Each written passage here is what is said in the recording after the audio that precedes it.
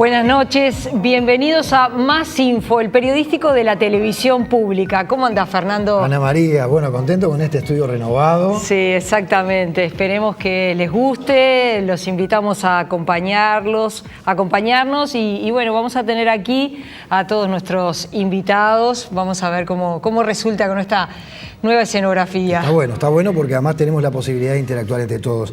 Y Ana María y yo aparecíamos riéndonos, seguramente ustedes también, porque cada uno está buscando la identificación con este video con el cual arrancábamos el programa de esta noche, ¿verdad? Nuestros hijos muchas veces, o nosotros mismos, aislados, metidos dentro de un aparato tan chico pero al mismo tiempo tan grande y con tanta posibilidad como lo es un teléfono celular. Por ahí va a andar el programa de esta noche, ¿verdad? Exactamente, el uso de las redes sociales. Hay una adicción a las redes sociales. ¿Cuáles son las fortalezas? ¿Cuáles son las debilidades? Bueno, es parte de lo que vamos a estar conversando esta noche y comenzamos con el siguiente informe y luego vamos con los invitados.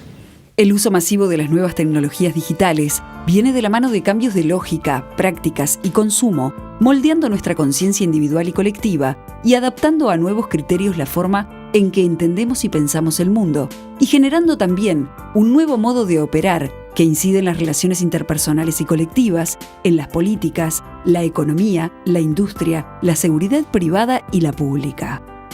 Ya conocemos las bondades de las redes sociales en cuanto a la utilización positiva de los contactos, la competencia del mercado de bienes y servicios o la democratización de la información, pero se abren también campos de inseguridad. Hay una dimensión que tiene que ver con el uso global de información privada, que estamos subiendo voluntariamente o no a bancos de datos mundiales, sin ninguna garantía de que la misma se preserve. Edward Snowden, ex analista de la CIA, ahora refugiado en Rusia, advierte sobre que las empresas Google, Facebook y Dropbox están dispuestas a trasegar datos privados tanto a gobiernos como a particulares. Snowden criticó la ausencia de cifrado de los datos de los usuarios en todo momento, haciendo más sencillo que terceros puedan acceder a ellos. Las redes sociales como Facebook y servicios como el de Google fueron calificados como peligrosos, por lo que propuso buscar alternativas, principalmente a los programadores y criptógrafos que trabajan día a día en construir soluciones. Otra perspectiva a tener en cuenta es la seguridad personal y fundamentalmente la de los niños y adolescentes. Se hace imprescindible alertarles sobre al menos dos principales riesgos. El ciberbullying, un acto agresivo e intencional en el que se injuria y daña la imagen del niño de forma repetitiva y esto termina aislándolo de sus pares. Y el grooming, que es uno de los delitos de mayor impacto sobre niños. Al fin nos vamos a conocer. O sea, en persona, porque igual lo cacho por Facebook hace rato. Es lo que hacen los pederastas que mienten sobre su identidad para tomar contacto con sus víctimas. Por otro lado, docentes, psicólogos, psiquiatras y neurólogos advierten sobre el uso adictivo de las redes sociales y sus consecuencias negativas en el comportamiento. Las nuevas tecnologías han mejorado nuestra calidad de vida, pero ¿su uso puede generar adicción? Cualquier actividad habitual percibida como placentera es susceptible de convertirse en una conducta adictiva. El uso anormal vendrá dado por la intensidad, frecuencia o la cantidad de recursos invertidos. ¿Cómo diferenciar un uso normal de un uso patológico? En el uso normal, la actividad resulta placentera sin la pérdida de control. Se convierte en uso patológico cuando la persona pierde el control y continúa con la actividad a pesar de los problemas que le genera en los planos familiar, laboral y social. El uso descontrolado de las redes puede generar irritabilidad, nerviosismo y ansiedad, además de problemas importantes de aislamiento. Elegir la identidad en un mundo virtual tiene un efecto de recompensa como el dinero en el juego. Alteran el estado emocional del jugador y pueden acabar creando la obligación de jugar, la adicción. En el caso de las redes sociales, cuando la persona trata de vivir una vida virtual ideal, le produce el mismo efecto placentero y puede llegar a convertirse en una adicción sin darse cuenta.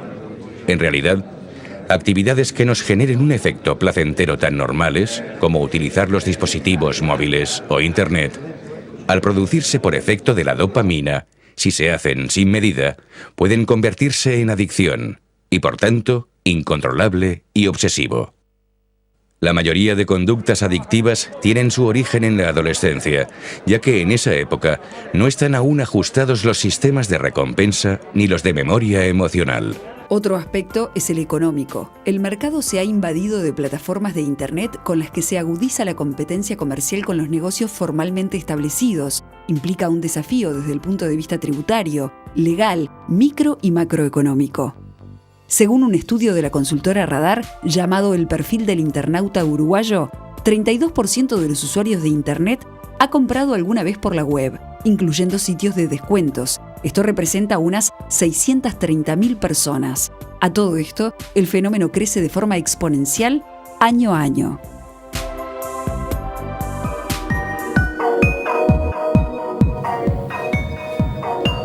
Y ya estamos con nuestros 4 invitados. Es un gusto recibir al médico psiquiatra Marcos Di Segni. Bienvenido, un gusto.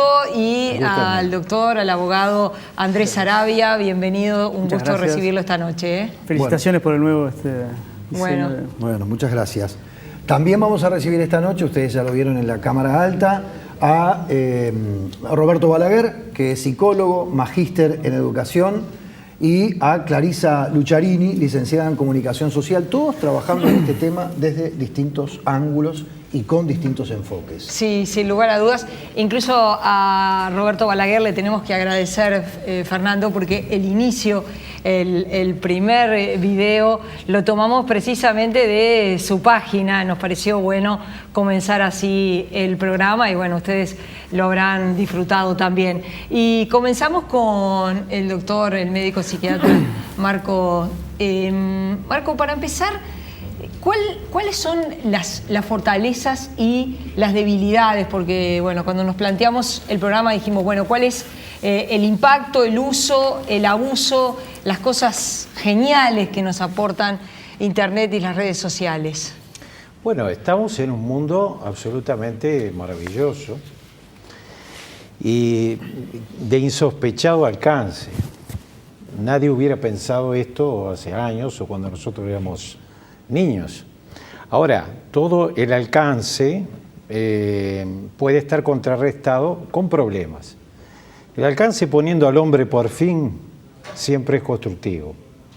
El problema es cuando aparecen en las redes, en la telefonía celular, aparecen problemas vinculados o a la adicción o al delito, etcétera, etcétera. Acá tenemos un abogado que nos va a ilustrar. Entonces, lo que tiene que ver con los beneficios es todo entonces aquello que me permite obtener información, que me permite llegar mejor, que me permite cultivar, digamos, la ilusión de la ubicuidad, como que estoy en todos lados y no estoy en ninguno. Y por otro lado, la perversión en el sentido más etimológico, es decir, de transformar el orden que uno esperaría, que tiene que ver con, bueno, como dice el doctor Sinay, ¿estamos conectados o comunicados? ¿Y qué diferencia hay entre una cosa y otra? Porque Y a veces se hace imperceptible. Pero y la veo que usted está comunicación hilando hay fino un ahí. diálogo que te tiene que cambiar. Si tú no salís cambiado de ese diálogo, entonces es como si no hubiera ocurrido. Entonces, ¿sabes? Estamos conectados. Yo puedo decir que tengo 4.700 amigos. Bueno, muy bien, pero ¿qué sé de ellos? ¿Qué sé de sus vidas? Somos todos Roberto Carlos, ¿no? Sí, claro. Bueno, Roberto Carlos lo dijo con una buena intención, Claro. pero... Después, ¿cuáles son los límites de la privacidad? Y hay una tendencia como compulsiva a mostrarse, a borrar esos límites de la privacidad con la sociedad. Entonces, cosas que pueden ser privadas o que no deben someterse a dominio público pasan a estarlo, desde lo que hago yo en el ómnibus hasta cuando me levanto, o un video que filmo, ¿no? Y Andrés, desde el punto de vista legal, ¿cuáles son los límites que existen? Bueno, los límites vienen más que nada por dos lados. Un lado es la parte de la privacidad, que es la más afectada en este caso, privacidad de intimidad, que ya se ha perdido desde el momento que uno, por ejemplo, publica o sube una imagen. Desde ese momento la imagen pasa a ser pública y eso trae como consecuencia cierto tipo de ataques o, bueno, o de burlas o a veces incluso de temas de intimidad. También la parte de los delitos. hoy por hoy tenemos delitos y actos bastante nocivos, entre ellos, por ejemplo, lo que tiene que ver con el grooming, que hace poco veíamos un video sobre el ataque a los niños en ese caso, también el cyberbullying, por ejemplo, el acoso escolar digital. Esos son los puntos más fuertes que tienen que ver con el tema legal en sí, ¿no? Cuando se pierde todo ello. Quiero conectar dos cosas, Sí. algo que decías vos, Andrés, y que decía el doctor, porque hace muy pocos días se informaba sobre una situación que no era real y que no está siendo solamente acá en el Uruguay. Exacto, sí. Una supuesta organización de tráfico, de secuestro de personas. La camioneta blanca. La famosa camioneta blanca. Al punto tal de que cierta gente entró en un estado de paranoia cortando el tránsito en los accesos a Montevideo, reclamando seguridad. Entonces acá hay dos cosas conectadas. Por un lado, todo lo que se publica parece que es como la verdad. Y era algo a lo que usted hacía referencia. Y por otro lado, ya nos estamos acercando al mundo del delito. Exactamente. De hecho, bueno, el primero que salió a desmentir eso fue el Ministerio del Interior, a decir de que no existía ninguna denuncia, pero el tema es que ya todo esto produce una alarma pública enseguida, ya esto se ha desmedido. Cuando uno comienza con este tipo de actitudes que en verdad lo que buscan es causar algo, en este caso no sabemos si es algún padre que sufrió por algo de ello o qué es quién está atrás de todo esto, pero lo que sucede es que siempre se produce un efecto que a la larga puede ser nocivo, que es lo que pasa en este caso. Clarisa, desde el punto de vista de la comunicación, ¿cuáles son esas fortalezas que tiene hoy día Internet, las redes sociales, pero también sus debilidades? Bien, bueno, infinitas de ambos lados. Obviamente, desde el punto de vista de las fortalezas, obviamente el acceso a la información, las posibilidades que se abren frente a cualquier persona que pueda tener acceso a Internet de repente desde un celular, que se ha difundido muchísimo en los últimos años, digamos, el poder acceder a un celular con Internet, o que se pueda conectar a Internet en redes Wi-Fi gratuitas. Y eso le ha permitido a gente que quizás no tenía acceso a la información o al conocimiento o a la formación, poder instruirse por medio de Internet y poder mejorar obviamente su posición en la vida. También a nivel proyectos, ya sean empresas o proyectos sin fines de lucro, Internet es una muy buena forma, y sobre todo las redes sociales, de poder posicionarse cuando realmente la propuesta está buena, y eso a nivel personal tengo la experiencia de haber construido algo que se desarrolla puramente en Internet y además se difunde puramente en Internet, justamente porque a la gente le gusta y lo comparte. Entonces... Leyendo el material que enviaste, que nos enviaste para ir preparando este programa de hoy, es decir, lo recojo del material que vos enviaste, pero me quiero ir a Balaguer, porque tiene que ver con la psicología, también con la psiquis. Ahí tenemos la ventaja, tenemos un psicólogo y un psiquiatra, y es de fenómenos como, por ejemplo, algo que vos manejabas que me hacía mucha gracia, ¿no? El FOMO, que es Fear of Missing Out, es decir, el miedo a quedar afuera de algo. Exacto. Y quiero preguntártelo a vos, Balaguer. Porque estamos todo el tiempo conectados por defecto, es decir, estamos todo el tiempo conectados a las redes, a la información, a lo que sucede, a lo que le sucede a gente que nos importa y a gente que no nos importa, en lugares que nos importan y en lugares que tampoco nos importan, conectados a cosas, a situaciones, a accidentes, a catástrofes naturales, a lo que hizo el vecino, a la hamburguesa que está comiendo un primo que no veo nunca. Entonces, el tema es que cuando yo me desconecto de eso, paso a perderme lo que está pasando. Entonces, la sensación es de Sentís que mientras pasas a perderte lo que está pasando. Mientras yo no estoy, digamos, está sucediendo todo esto. De hecho, por ejemplo, Twitter hace un tiempo agregó mientras tú no estabas, ¿no? O sea que en realidad el acto es desconectarse, no es conectarse. No es como antes cuando ponías el módem y te conectabas. Ahora el acto es en algún momento desconectarte. Entonces luego te van a decir, bueno, en este momento donde tú no estuviste, como diciendo, bueno, hubo un rato en que vos te desconectaste del mundo, quedaste desinformado, ya no estás en tiempo real, pero para ayudarte te damos esto. Entonces, ¿cómo cambia con lo que era nuestra infancia, nuestra adolescencia, donde nosotros éramos sujetos desconectados por defecto? Es decir, cuando queríamos conectarnos, prendíamos la tele, comprábamos un diario, íbamos a la casa de un amigo, llamábamos por teléfono, ¿no? Pero culturalmente ha cambiado. Entonces sucede eso de que este FOMO, este Fear of Missing Out, es justamente estarse perdiendo algo, es como salirse de la Matrix. por un rato, claro, ¿verdad? Claro. Entonces te salís de la Matrix y bueno, y te estás perdiendo cosas. Hay otro comportamiento que seguramente preocupa más que nada a los padres, bueno, a todo el mundo, pero a los padres que tienen... Quiero plantear algo muy de la casa, muy de la doméstica, y es esa cosa de que no está estudiando y está perdiendo el tiempo, está procrastinando, ¿no? Es decir, dejando para adelante cosas que son realmente más importantes para quedarse con esto más que es menos trascendente, aparentemente menos trascendente. Sí, sí. Lo que pasa es esto está ocurriendo claramente. Lo que pasa es que ahí creo que las lecturas son importantes, porque, digamos, ¿qué es lo más importante para un adolescente? Sus pares. ¿No? Y han sido siempre, en nuestra época también, solo que la tecnología no nos permitía estar en contacto con nuestros pares. Si recordamos, lo primero que hacíamos al volver al liceo era llamar por teléfono y te preguntaban, pero che, si acabás de venir del liceo, ¿precisás hablar media hora? Conversaciones que tampoco tenían demasiado sentido, porque no era que, como yo siempre digo, no era que dialogáramos sobre Goethe o sobre, bueno, el romanticismo o sobre la situación actual en Rusia. No hablábamos de eso, hablábamos de cosas banales y a veces ni siquiera hablábamos. Simplemente lo que necesitábamos era saber que el otro estaba ahí, estar en contacto. Eso hoy la tecnología lo permite, al punto tal de que hoy el mundo de pares se ha superpuesto sobre el mundo de los adultos, porque los adultos en las casas tienen mucho menos poder de limitar y de poner autoridad, porque están los chiquilines siempre conectados con sus propios pares. Entonces, el tema ahora es cómo hacer para poner un límite a eso. Y somos padres que nos cuesta poner límites, ¿no? Entonces, es un circuito donde, y te agrego una cosa más que me está pasando ahora en los talleres trabajando con los chiquilines. Los chiquilines también se quejan que ahora sus padres están permanentemente colgados al WhatsApp.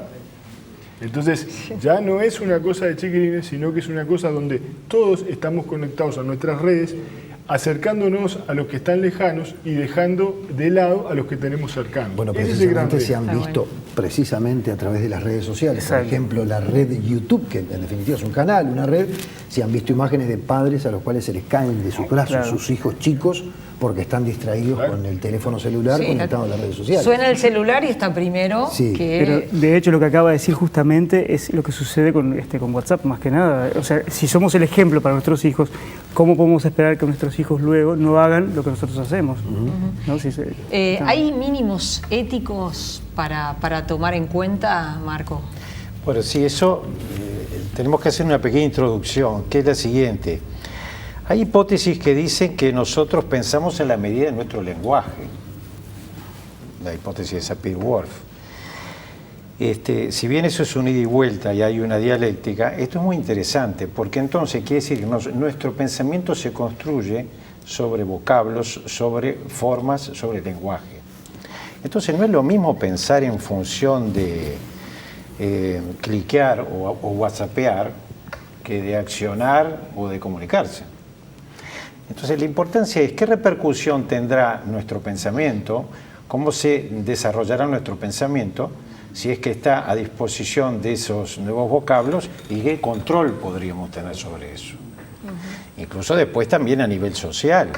Yo tengo el teléfono y lo uso, pero lo uso porque lo tengo. Si no lo tendría, a lo mejor no lo usaría, pero al usarlo se genera toda una infraestructura publicitaria y industrial sobre eso, se aumenta mi necesidad, la oferta y mi necesidad de consumo, etc.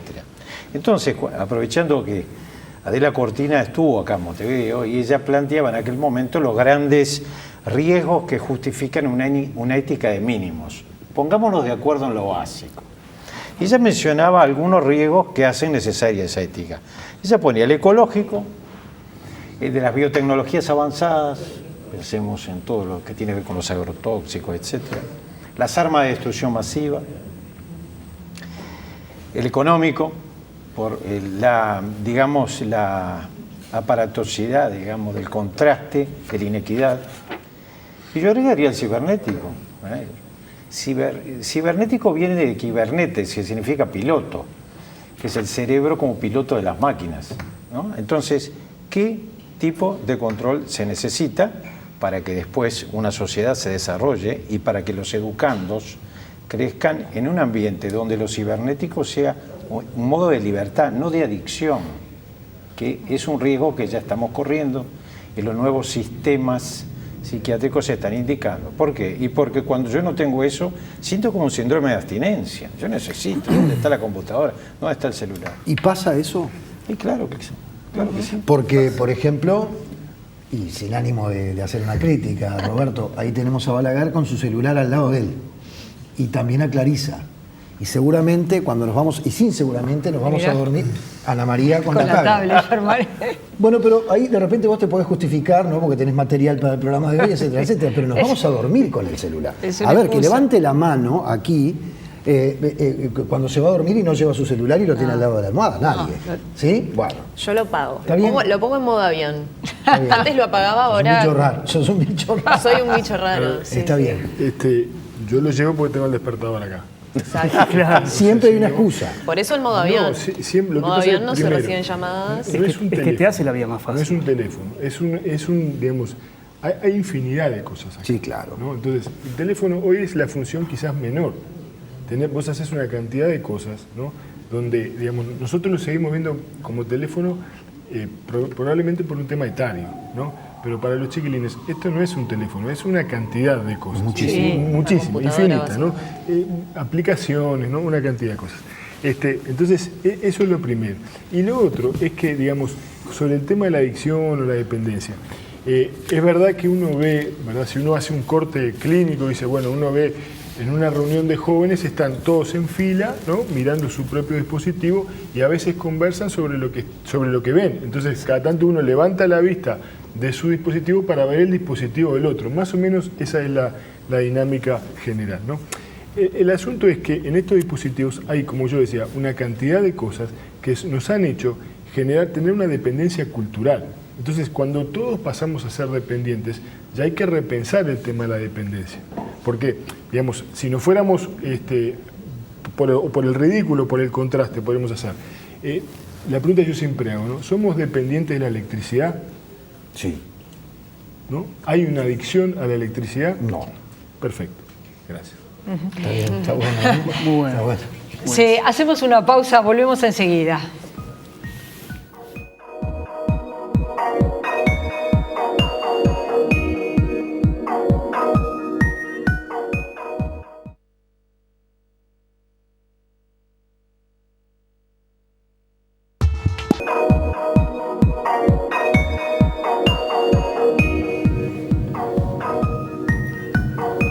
Bueno, seguimos adelante. Hay algo que es importante que digamos, ¿no? Porque sin duda que todo el tiempo estamos queriendo saber si estamos cerca o lejos del mundo del delito a través de las nuevas tecnologías, ¿verdad? Yo quiero decir, quiero que queden actas, que intentamos que estuviera la gente de delitos informáticos, pero hay un problema. La gente de delitos informáticos, desde el punto de vista orgánico, pertenece a la Dirección de Crimen Organizado e Interpol. Exacto. Y excepto su director, que ejerce la conducción política de ese organismo, no quieren aparecer en televisión. No, prefieren, por el trabajo que hacen, no aparecer en televisión. Y subsidiariamente entonces es que invitamos al doctor Sarabia. De hecho yo los conozco a la gente de delitos informáticos y sí, operan, pero trabajan muy bien, sí. Muy bien. De hecho han solucionado bastantes casos complicados. Andrés, el mundo del delito también está en las redes sociales, también utiliza internet y mucho. Y mucho. O sea, se puede estar cerca o lejos, eso depende, como hablamos siempre, de los padres para empezar y luego, bueno, de cada uno. Pero sí, ponemos algunos ejemplos. En el caso del cyberbullying, que es, digamos, una diferencia con el bullying en sí, porque es el acoso escolar desde a través de los medios digitales. Pero ¿qué pasa? Yo en un momento lo que hice fue un desglose de cada acción del bullying. Por ejemplo, cuando una persona, cuando el agresor se ríe o provoca a otra persona o la disminuye, eso sería, por ejemplo, el delito podría ser de injurias, por ejemplo. Hay otros, por ejemplo, si ese chico tiene tendencia luego al suicidio a través de esto, o termina suicidándose, que se da mucho en el tema del acoso escolar digital, bueno, sería el delito de ayuda al suicidio. Y así cada uno de ellos se va dando, el de amenazas también. O sea que toda la parte delictual de cada figura sí se puede perfectamente llevar a lo que es el tema de los delitos informáticos. O sea, a un estrado judicial. Sí, tal cual. ¿Conocés antecedentes, sí, existe, por ejemplo, de difamación e injurias? Sí, es lo que más existe, la parte de difamación e injurias, pero también... Pero, digo, ¿la gente está accionando? Sí, lo que sucede... ¿Está denunciando? Sucede algo, no saben cómo accionar porque no saben cuál es el procedimiento. A veces yo les explico cómo funciona. Es parte de mi tarea. Pero, por ejemplo, uno de los puntos importantes es que esta gente de delitos informáticos es la que recepciona todo lo que son las denuncias. O sea, en verdad, cuando uno denuncia un caso de un delito que viene por el lado informático, generalmente en algún juzgado, automáticamente el juzgado le solicita que informen a Interpol, que es la parte también de delitos informáticos. ¿Por qué? Porque los servidores o esto puede estar en otro país. O sea, esto ya involucra mucho más allá. El espacio y el tiempo se distribuyen. Es interesante esto. Me gustaría que me dijeras lo siguiente, porque estuvimos haciendo alguna averiguación y nos dicen, justamente la gente de Interpol, de delitos tecnológicos, informáticos, que está en esa estructura, nos dice que, por ejemplo, empresas como Facebook o Google, Facebook fundamentalmente, no colaboran mucho, salvo que la vida esté en riesgo.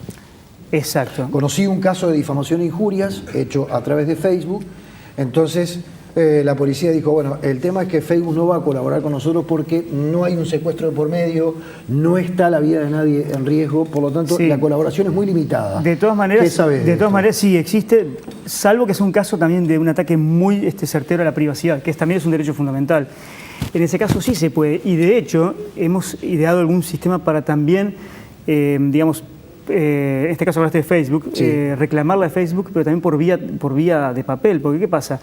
Todas estas grandes empresas como Google, como Facebook, tienen sus oficinas regionales, en este caso en Buenos Aires. O sea que uno también puede accionar a través de la página, hacer la denuncia también a Interpol, pero también enviar la carta, para que no haya excusas de que no la recibieron, también a Buenos Aires. Pero la carta conteniendo ¿qué? Pidiendo... Lo que se solicita es la baja en un tiempo determinado. Si eso no sucede, ahí automáticamente pasa a la vía judicial. La vía penal. Desde el punto de vista de la educación, también las redes sociales e Internet ha transformado la educación en muchos aspectos, sin duda para bien. La transformación es objetiva. Sí, yo creo que, bueno, más a lo que me dedico yo, ¿no? Que es publicidad online, nos pasa justamente que desde lo institucional, desde las carreras como están constituidas, realmente recién ahora se están ayornando, o sea, son otros los tiempos que tienen esas instituciones, por lo cual eso nos obliga mucho a autocapacitarnos nosotros, o sea, estar siempre buscando las novedades, poniéndonos al tanto y, bueno, obviamente capacitar a la gente que trabaja con nosotros. Y eso demuestra que no solo en publicidad online, sino en muchos otras profesiones y otros rubros, se puede realmente generar un ingreso, generar una actividad, desde, por ejemplo, tener tu negocio en Facebook y, bueno, y mostrar tus productos y que te puedan consultar. Es solamente un poco de, bueno, curiosidad y meterse y probar. Obviamente hay escalas y escalas, después estamos también las agencias digitales para ayudar a las grandes marcas en su posicionamiento. Clarisa, ¿cuál es la recomendación que haces para un fenómeno que creo que seguramente manejas muy bien porque tiene que ver con el mundo de la publicidad? En realidad toca todo, ¿no? Por un lado tenemos, por ejemplo, los spam, que tienen como objetivo formar bancos de datos que se comercializan, y después viene la invasión publicitaria a través del correo electrónico. Estuve leyendo algo de tu material donde haces algún señalamiento sobre ese bombardeo publicitario que no lo querés recibir realmente. Sí, no solo a través del mail, a través de redes, En general, digo, los estímulos publicitarios se han multiplicado exponencialmente en los últimos años. De los últimos datos que tengo es que estamos expuestos a más de 3.000 estímulos publicitarios por día, de los cuales obviamente uno empieza a filtrar y ya no le presta tanta atención. Por eso también desde la publicidad la estrategia que se está implementando es, bueno, no...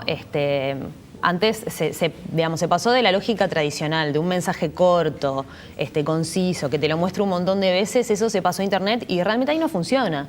Porque en Internet el usuario elige lo que quiere ver. Entonces, si no quiere ver lo que vos le estás mostrando, se va a ir a otro lado. Y eso hizo cambiar la lógica en la cual nosotros ahora tenemos que generar contenidos que atraigan a los usuarios y que sean los usuarios los que nos busquen a nosotros. Y es obviamente lo que tratamos de hacer con nuestras marcas, de generar propuestas de valor desde lo que se llama branded content, o sea, marketing de contenidos, que puede ser generación de videos o de aplicaciones, cosas que a la gente realmente le interesa usar porque le genere un plus en su vida. Ahora, no hay como un doble, perdóname Ana María, muy corto, porque queremos que hablen todos y todos tienen muchas cosas para decir. ¿No hay como un doble discurso, por ejemplo, de empresas como Google, que tienen su servicio de correo electrónico Gmail, que está muy universalizado y que te ofrece una herramienta para evitar o para seleccionar los spam? ¿No ¿no hay por otro lado una promoción de esos comportamientos de divulgación agresiva y masiva de publicidad que nos decías? ¿No Sí, hay en realidad una cosa muy ambigua? El posicionamiento que tienen Google y Facebook y demás plataformas que trabajan en función de los intereses de los usuarios, de lo que el usuario está buscando, de lo que el usuario quiere ver, es justamente que la publicidad está orientada a gente que le puede interesar realmente ese producto. Por eso no es un bombardeo indiscriminado, sino que bueno, yo segmento y yo esto se lo quiero mostrar a mujeres de 25 a 35 años que estén comprometidas porque estoy vendiendo vestidos de boda. Entonces, supuestamente el discurso de ellos es que para el usuario tiene más valor porque realmente puede ser algo que les pueda interesar y en la mayoría de los casos realmente es así. Roberto, en la educación, el plan Ceibal, por ejemplo, ¿qué impacto observás que ha tenido? Plan Ceibal que comienza en el año 2007, ya lleva 7 años. Es quebrar o anular la primera brecha digital, que es la brecha de acceso, ¿no? O sea, acceso a la tecnología que te permite acceder a informaciones y a un caudal de información que está por ahí. Eso solo no alcanza, porque digamos, hay una brecha de segundo orden que tiene que ver más con el capital cultural, que si tú no dispones de eso, es mucho más difícil, digamos, que vayas a lugares que tengan valor. O sea, por más que estén, si tú no tenés la capacidad, digamos, como para llegar, que ese es el gran desafío que hay por delante, ¿no? Entonces, la fuente de información, las comunidades de intereses, o sea, un chico que nazca en Tranqueras que pueda aprender programación o hacer un MOOC, un curso masivo, un Penline de una universidad de gran prestigio como puede ser Stanford o Harvard, ¿no? Esas son cosas geniales que solamente pueden hacerse a través de la tecnología. Generar comunidades de intereses, grupos de afinidad de gente de repente que muchas veces se sentía como muy raro porque tenía determinados gustos y en su población de repente eran 10.000 personas, o mismo en Montevideo, que es una ciudad pequeña, ¿no? Digamos a escala global es una ciudad pequeña, y la gente de esta manera tiene posibilidades de juntarse y compartir y armar proyectos con gente de repente que está en Taiwán, en Europa, en Australia. Entonces, eso es un valor incalculable, solo posible a través de la tecnología y que nos permite, digamos, generar conocimiento de una manera y a unas velocidades que, bueno, que en otro tiempo no podemos hacer. Como contracara, a veces para encontrar buena información tenés que, digamos, consumir información de bajo valor. Y eso, la suma de las dos cosas hace que igual tengas que consumir mucha información. Se calcula aproximadamente hoy que un consumidor medio americano está consumiendo la módica suma de 75 gigabytes diarios, lo cual equivale a unos 9 DVDs diarios de información. Imagínate que dentro de esos 9 DVD debe haber mucha cosa buena y mucha de la otra, pero sin embargo estamos permanentemente expuestos a ese caudal de información que de alguna forma nos satura y hasta puede llegar a generarnos cierta apatía. Hoy si a vos te muestran un video que dure más de 10 minutos, lo pensás 2 veces antes de verlo, ¿no? 10 minutos. La adicción. ¿Hay adicción o puede haber adicción o genera adicción el uso de las redes sociales y de todos estos instrumentos de los que estamos hablando, incluidas las aplicaciones del teléfono celular? Los sistemas internacionales ahora en psiquiatría, en nosografía, se inclinan a apuntar hacia la adicción, aunque no la mencionan todavía, pero la van describiendo. Y la hay, sí, porque en la medida en que uno experimenta la ansiedad de privación, de no tener el implemento, entonces, y no puede prescindir de él, ocurre algo parecido como ocurriría con el alcohol. Entonces se puede... ¿Hay un síndrome de abstinencia? Y hay un síndrome de abstinencia que no tiene la misma estructura de pronto neuroquímica posiblemente, pero que se siente la falta y se trata de recuperarla a toda costa. Pero hay un estado de alteración psíquico y físico en las personas que pueden llegar a tener una adicción. Y probablemente sí, todo se reduce, finalmente todo es microestructural, en lo que tiene que ver con la parte física, porque todo se reduce nada menos que a moléculas y a mediadores neuroquímicos. Los que abogamos por una espiritualidad también postularemos otra parte, digamos, de la libertad humana. Pero evidentemente todo tiene un correlato neuroquímico y bioquímico, ¿sí? Incluso estados de conciencia especiales, cuando miramos televisión, cuando estamos súper absortos digamos, en la pantalla. No ¿Esto ha desunido a la familia? Sí, sí, sí.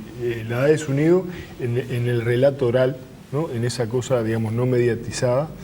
La ha unido también, porque, digamos, de repente vos tenés la posibilidad de armar un grupo de WhatsApp familia donde se comparten cosas súper interesantes, pero cuando estamos cerca perdemos, sobre todo lo que más se ha perdido es esa capacidad de hacer el relato de lo acontecido en el día. Es ¿Cómo decir, te fue? ¿Qué pasó? ¿Cómo te fue? ¿Qué ¿Qué hiciste? hiciste? Y no que me muestres el video de lo que hiciste, ¿no? Ni que me muestres todos los WhatsApp que mandaste, ¿no? Mostrando lo que habías hecho o tus tweets. Y hay otra cosa que me hagas el relato.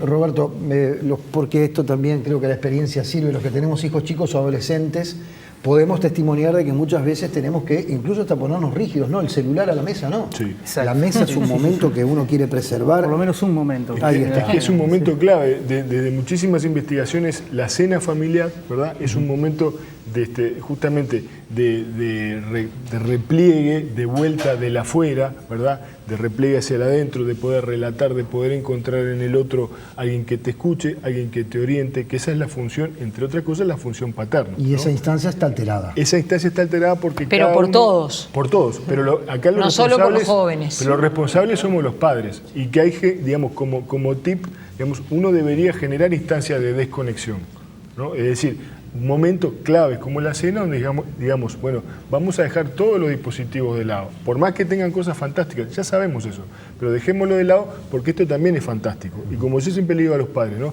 La principal app es usted. Está claro.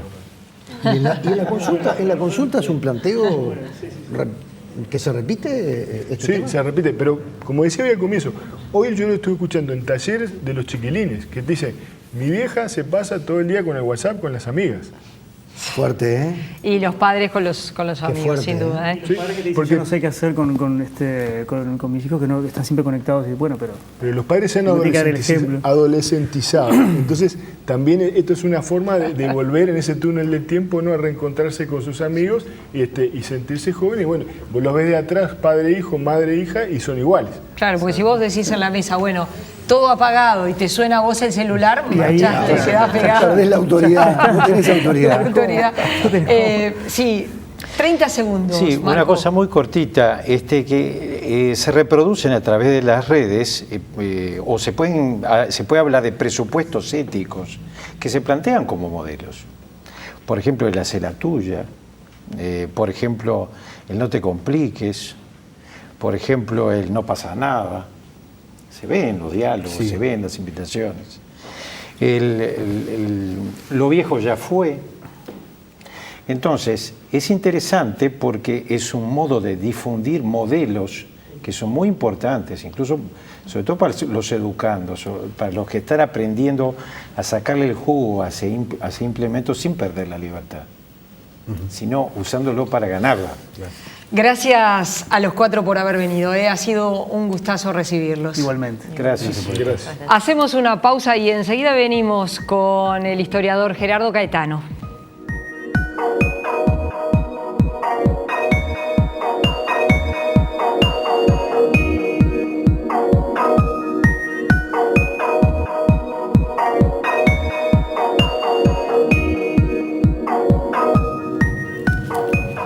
Y le damos las buenas noches a Gerardo Caetano para hablar precisamente de este tema, del impacto del uso, del abuso de las redes sociales. ¿Cómo te llevas con las redes sociales, Gerardo? ¿Cómo andás? No me llevo muy bien. Creo que hay un tema generacional. La brecha en términos de inclusión de las jóvenes generaciones con otras generaciones que no somos tan jóvenes es enorme. Pero esa dimensión que marca la tecnosociabilidad tiene distancias muy fuertes con, bueno, enfoques que uno de alguna manera tiene marcadas desde su infancia o desde su adolescencia. Por ejemplo, la distancia, la brecha entre el lenguaje y el pensamiento, o la capacidad de concentración. El Homo sapiens, esta idea tan desafiante de la cultura del instante, de la cultura de lo instantáneo. Esta idea de que nosotros, como programa, más que competir con otros programas, estamos compitiendo con el zapping. Claro. Estamos compitiendo con eso que se decía, con la incapacidad de fijar la concentración demasiado tiempo, y demasiado tiempo hoy puede ser 10 minutos. Eso obviamente altera muchas cosas y hay capacidades diferentes de adaptación. Yo, por ejemplo, creo que si uno no sabe usar estos nuevos instrumentos de las tecnologías de la información y la comunicación, en primer lugar va a ser bombardeado.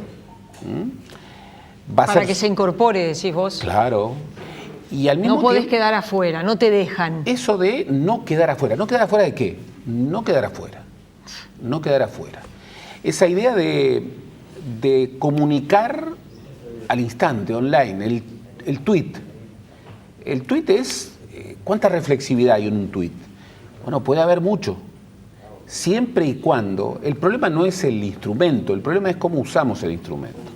Y yo lo que veo, y esto es un gran desafío para una sociedad como la uruguaya, que a través del Plan Ceibal ha incorporado un nivel de inclusión digital enorme, el tema no es solo la inclusión digital, sino es qué hacer con la inclusión digital. Se señalaba bien, una cosa es el acceso a la información, otra cosa es la capacidad de alguna manera, trabajar, elaborar, distribuir, crear a partir de la información. Gerardo, estás diciendo muchísimo y yo te quiero preguntar una cosa, y te confieso que lo hago con una opinión implícita, porque muchas veces hablamos de si la educación es mala o la educación es buena, nos asustan los niveles de repetición, por ejemplo, y uno a veces se pregunta, bueno, ¿será mala o será buena? Discutámoslo, está bueno que la sociedad lo discuta.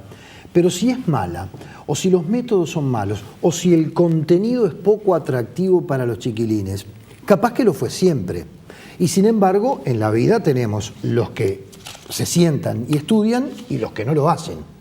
Antiguamente, capaz que los que no lo hacían era porque querían estar en el campito jugando a la pelota o lo que sea. Hoy en día uno, y esto es muy subjetivo, quiero decirlo, uno ve una sociedad en la que todos, absolutamente todos, pero principalmente los más vulnerables, es decir, los que están en la edad de la adolescencia o en la edad del estudio, están con la atención en otra cosa. ¿En qué cosa? En el celular, en tener el más nuevo, en tener el más sofisticado, en estar metido en las redes, en ese concepto que manejábamos hoy de procrastinar, ¿no? Es decir, bueno, después lo hago porque ahora me distraje con esto y estoy metido en esto. Entonces, ¿hasta qué punto todo esto que formó parte del programa de hoy no está afectando eso que tanto discute la sociedad y nuestro sistema político y en lo que vos estás tan metido, que es la educación? Y no cabe duda que mucho. Castells, que bueno, sobre esto ha estudiado, ha trabajado, de alguna manera fue un gran anticipador. En muchos de sus libros, como La Era de la Información o Galaxia Internet, siempre destaca que quien debe mandar no es Internet, no es la red. Y que cuando manda la red, cuando manda la técnica, cuando manda el instrumento, bueno, la persona, el ser humano, empieza a perder. Ahora, y eso tiene una centralidad enorme. La educación. Si nosotros creemos que la mera inclusión digital de alguna manera es un atajo para saltearse, bueno, las grandes tareas de la elaboración, de la concentración, de la reelaboración, de la apropiación crítica de las tradiciones, bueno, obviamente vamos a terminar como suelen terminar los atajos, en callejones sin salida. Ahora, Fernando, ¿vos no coincidís que siempre hubo distracciones? Sí, claro, ahora por eso es puse el ejemplo de celular. la pelota. Por eso puse el Por ejemplo eso, de hoy la es el pelota y del celular, pero campito. ayer era otra cosa. Lo que ocurre es que vivimos en una sociedad en donde nuestra cultura ha cambiado y muchas veces no percibimos cuánto. Vivimos una cultura de lo instantáneo. Todos lo queremos ya y no tenemos tiempo que perder. Incluso esta noción de el tiempo que perder, la valoración social del ocio, ha cambiado radicalmente. Hoy quien tiene mucho ocio es el que no está incluido. Mientras que el que está incluido se ufana de no tener tiempo que perder. Y muchas veces está en callejones sin salida. Está, de alguna manera, perdiendo el tiempo, pero no tiene tiempo para perder.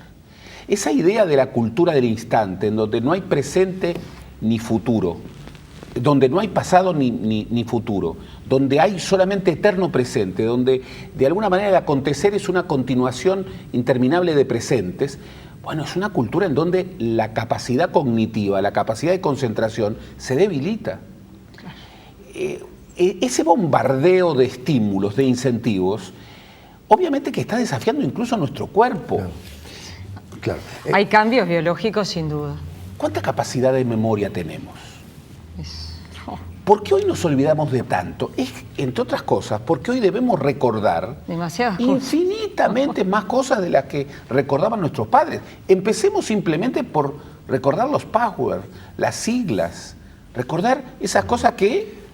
Es tremendo. Es tremendo. Yo estaba preocupado y se lo consulté a mi médico. Veo que no soy yo solo, entonces, ¿no? Totalmente. Gerardo, brevemente, porque nos están haciendo señas que nos estamos yendo, pero da la sensación que vivimos en un mundo de lo resumido. Vos decías de lo rápido. Además de lo rápido, de lo resumido. No te extiendas mucho, no profundices mucho, no vayas mucho hasta el fondo de la cosa. Y a mí me da la sensación, y otra vez la subjetividad, y lo aclaro, esto es opinión, de que eso es un disvalor en realidad. Y yo la pregunta... Yo coincido con eso, claro, de que es un disvalor. Claro. Totalmente. Por cierto. Y el que mundo es de lo aprovechado. resumido es un disvalor. Claro, es aprovechado. Lo de los 140 caracteres es aprovechado hasta por el sistema político. Tenemos hoy en día, en nuestro país y en el mundo, dirigentes políticos que de mañana leen los diarios, agarran el Twitter, tuitean su opinión y se sientan al lado del teléfono a esperar que la radio los llamen. Sí, sí. Eso es un fenómeno que se está dando. Por supuesto. Bueno, ¿y cuánta reflexividad allí? Por eso, así te quiero ¿Cuánto llevar. baja la densidad, por ejemplo, de la política, de la reflexión? Hoy, por ejemplo, los diarios se leen de manera distinta. Incluso, esto está estudiado, se construye de manera diferente. ¿Cuánta capacidad de relato, de construcción de idea, en esa cultura de lo instantáneo en donde tenemos que resumir? ¿Por qué? Porque la capacidad de concentración de nuestro interlocutor se debilita. ¿Qué pasa en una cultura en donde no hay espacio para relatos que duren más de 140 caracteres o de 5 segundos o de 20 segundos? Bueno, todo esto es muy desafiante. Ahora, tenemos que evitar la visión apocalíptica, porque las redes son un camino extraordinario si se sabe usar. No, en primer lugar, irreversible. Nosotros vamos a vivir, los grandes teóricos del trabajo hablan que un joven que hoy se incorpora al mercado laboral va a vivir en su vida laboral 3 revoluciones similares a lo que para nosotros fue el Internet. Claro. O sea, nosotros no sabemos para qué vamos a estar formando a nuestros hijos. Por eso hoy la idea es formar para aprender, incluso educar para que la vida sea educación. Pero desde esa perspectiva no tenemos que tener posiciones dogmáticas. Internet puede ser bien utilizado siempre que prime la persona, puede ser un camino extraordinario para la libertad, para la igualdad, para la solidaridad. Puede rejuvenecer la política y dar niveles de participación extraordinarias, siempre que mande el ser humano, siempre que mande la política. Si no, bueno, es justamente la vía directa para la cultura del simulacro. La cultura del simulacro es típica de nuestro tiempo. Es creer que estamos informados cuando en realidad la sobreinformación nos desinforma. Nos desinforma. Gracias, Gerardo. La seguimos. Nosotros nos despedimos por esta noche. Los esperamos el próximo jueves a las 21 horas. Esperamos que les haya gustado este nuevo formato y esta nueva escenografía. Que pasen bien.